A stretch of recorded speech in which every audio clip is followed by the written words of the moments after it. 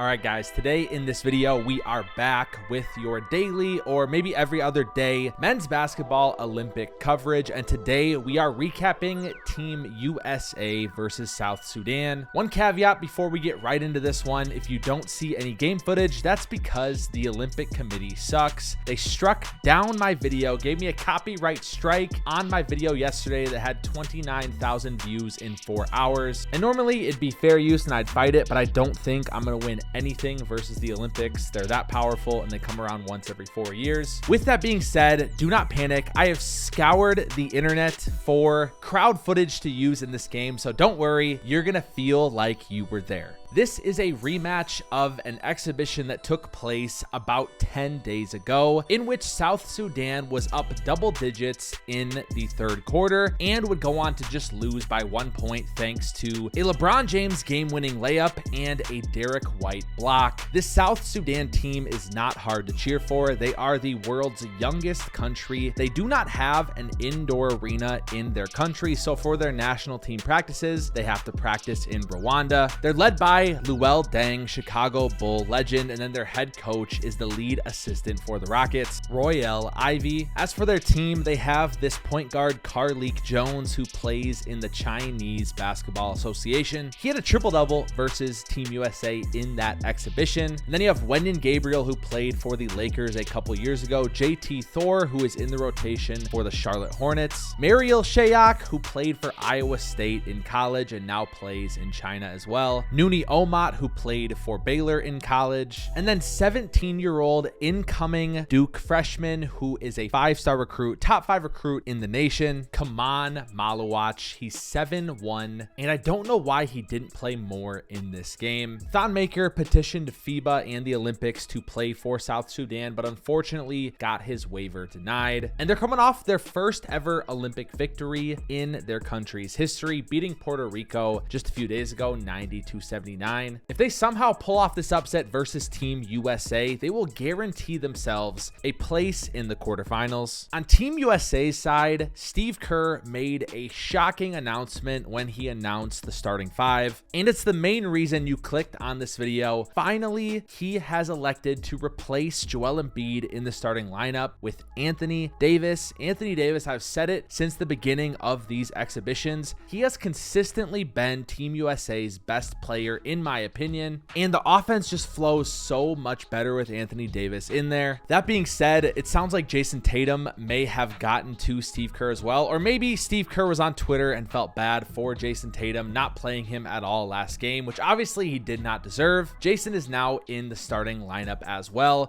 replacing Drew Holiday. And if you stay to the end, we'll talk about why Steve Kerr decided not to play Joel Embiid, and I'll give my opinion on that as well. It's not what you probably think. The biggest thing Team USA has to do in this game is they have to ramp up the defensive intensity. They were very lackadaisical in that exhibition, letting South Sudan shoot 44% from 3, and they turned the ball over a lot as well. So with that being said, let's get right into the recap of this game. The Americans come out with a ton of energy starting out. LeBron has the first 4 points, including this steal and dunk, and if you look at it, they're full court pressuring right away. They mean business. After getting up 6-2, South Sudan would go on a little 7-0 run. Nooni Omat hits a 3, and then Mariel Shayok scores 5 straight, and Steve Kerr elects to go to his second unit. Anthony Edwards, Kevin Durant, Drew Holiday, Bam, and then about a minute later, Derek White will be out there for that second unit. 7 free throws from Kevin Durant in about 2 minutes gives the United States a 21-12 lead, and then Derek White hits this 3. Bam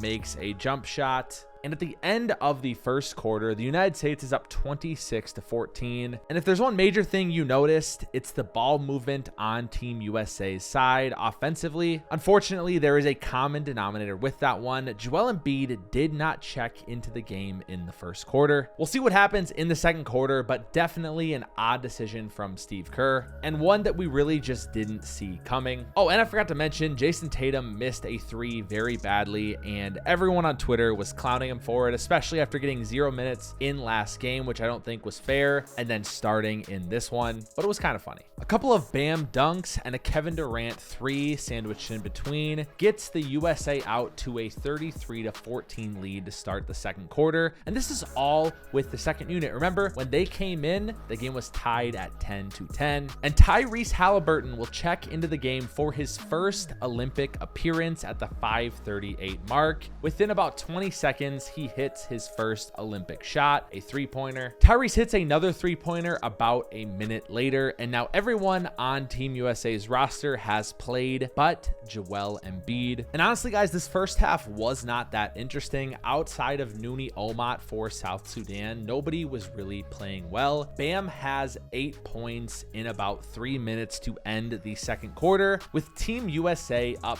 55-36. As great as they have been on offense in this game, I'm more impressed with their defensive intensity. Speaking of Bam at the half, he is a perfect 6 of 6 from the field, 14 points in 11 minutes, and he is a team high plus minus of 23 alongside Kevin Durant. I have no idea what Steve Kerr is doing, just randomly goose-egging players on Team USA from one game to the next. Early in the third quarter, if there's one thing you need to know about South Sudan is that they never go away, and they make a run here, cutting the lead to just 14 points after Carlik Jones has this layup and then Kual hits this 3. And remember, again, this is with the starters in as well for a second time to start each half. The starting lineup has now tied South Sudan in that first quarter and lost their stint in the third quarter by 5. With the second unit in, Nooni Omat hits this 3, cutting the lead to just 11, and you started to wonder if Team USA was going to maybe get embarrassed for real this time by South Sudan, but a pair of clutch threes from Derek White and Anthony Edwards extend the lead to 13 and 15. Bam gets this alley-oop at the end of the third quarter.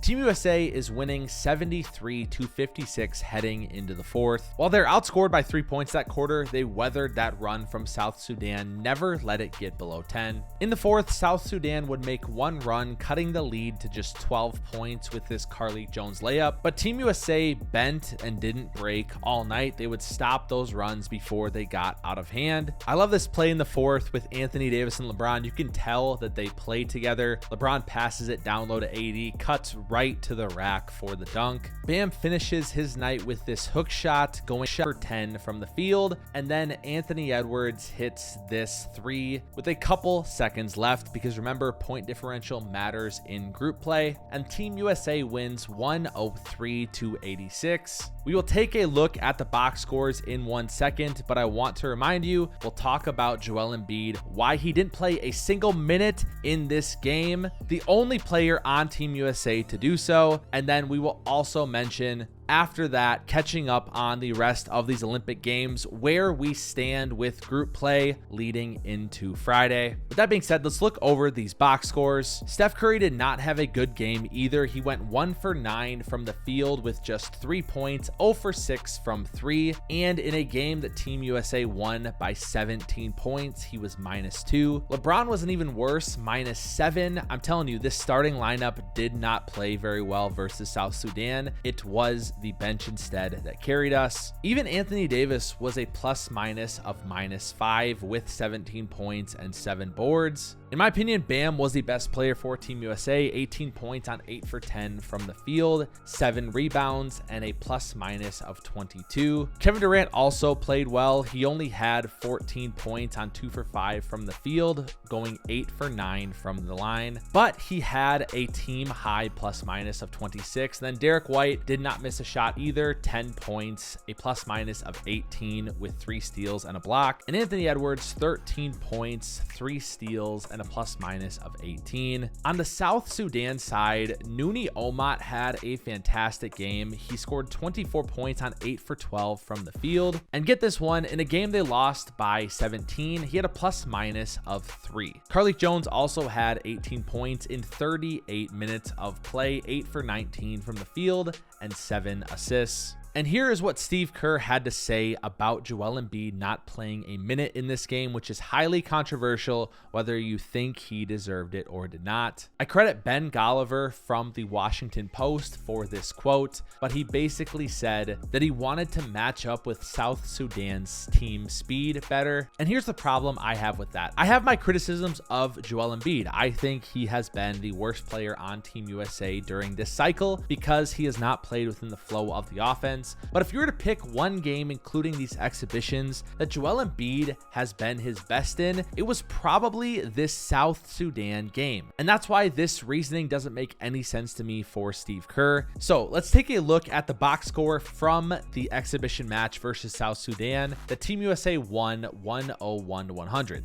Joel Embiid went 5 for 6 from the field. He had 14 points, 7 rebounds. And here's the kicker. He had a team high plus minus of plus 15, tied with Drew Holiday. Meanwhile, Anthony Davis had a plus minus of minus 14, which was a team worst alongside Anthony Edwards. And if you take a look at every other box score from this cycle, it was Joel Embiid's best plus minus and best overall performance, not just in the box score. Now, I do get what Steve Kerr's trying to do. His thinking is that a guy like Wenyen Gabriel is not a traditional big. He's going to play out more. He's quicker. He's going to crash the boards. He's going to make Joel Embiid come out and guard him. But the problem is it just didn't seem to be that effective for South Sudan in that game. Plus, you got to remember, Embiid has to also be able to be guarded by one of their bigs. Now, on the other hand, I do not want Joel Embiid starting for Team USA. I've said from the beginning, I think Anthony Davis is a way better fit with that starting lineup because he moves the ball, he plays within the flow,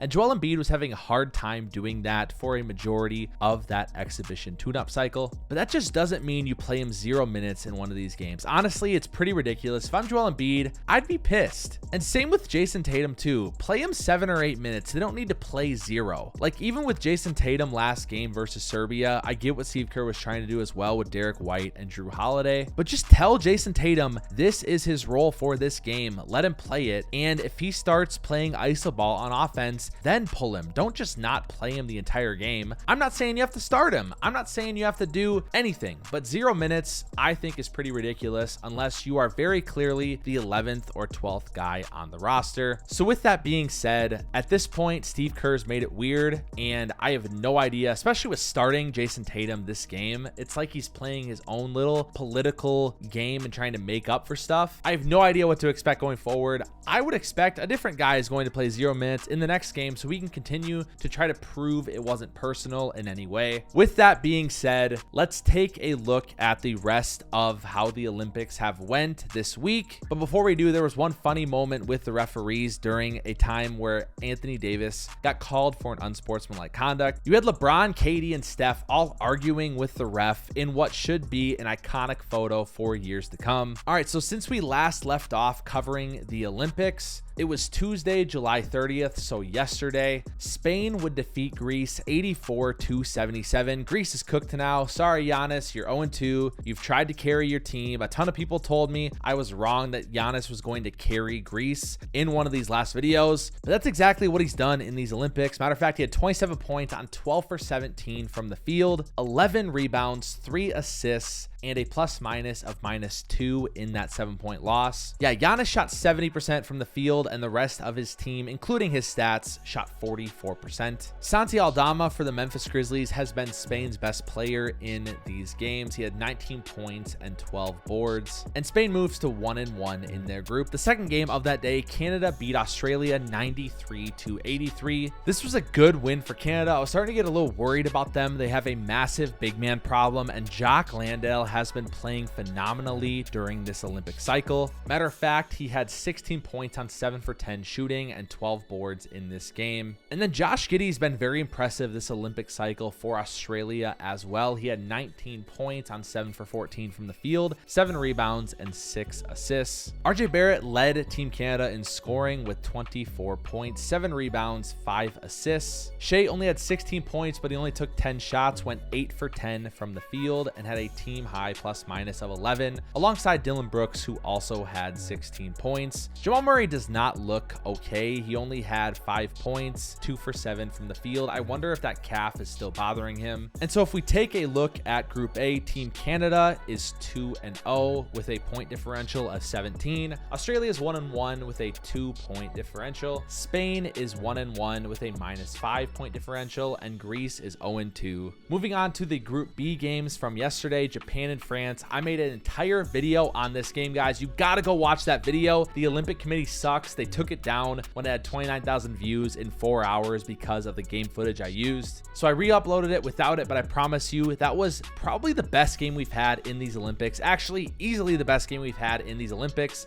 5-8, Yuki Kawamura had a fantastic game for Japan, almost stunning Wemby and the French. Instead, France wins 94-90. Wemby did play pretty well, but he doesn't shoot it very much on offense. 18 points on 6 for 13 from the field, 11 rebounds and 6 assists. I won't reveal how they ended up going to overtime, but let's just say this. France was down 4 points with about 15 seconds to go. So go watch the video and you'll know. And then our final Group B game from yesterday, Germany defeats Brazil 86-73. Dennis Schroeder had 20 and 6, and France had 17 points. So if we take a look at the Group B standings, Germany and France are both 2-0. Germany holds the point differential advantage at 33-16, and then Japan and Brazil are 0-2. They are both out of contention as well. Well, probably out of contention just because their point differential is so bad. And then our Group C games that were played today, we just covered USA and South Sudan. Earlier in the day, Puerto Rico and Serbia played, and Serbia blew the brakes off Puerto Rico 107-66. I feel so bad for Jose Alvarado. He was having an incredible game versus South Sudan a couple days ago. He had like 20 points in the first half, but sprained his ankle, could barely walk on it, continued playing, but you could tell he wasn't the same. And in this game as well, he just wasn't the same either. He had just 2 points on 1 for 6 from the field. It looked like he could barely move. Jokic was 1 assist away from a triple-double with 14 points, 15 boards, and 9 assists in just 23 minutes. And 6 total Serbian players, including Jokic, scored double figures. So this is what our Group C is looking like. The United States are 2-0 with a 43+ point differential. Serbia is 1-1 with a 15-point differential. South Sudan 1-1 as well. And then Puerto Rico, they're cooked at 0-2. So no games will be played tomorrow. What we have to look forward to on Friday is Australia and Greece, Canada and Spain, Japan and Brazil, and then France and Germany. Then on Saturday, USA versus Puerto Rico and Serbia versus South Sudan. After that, we will have our quarterfinals completely locked. Remember, 6 automatic qualifiers, being the top 2 in each group, and then the 2 best third place teams also make it to the quarterfinals. It's going to be a fun week. Thank you guys so much for watching this video, and as always, we'll see you on the hardwood.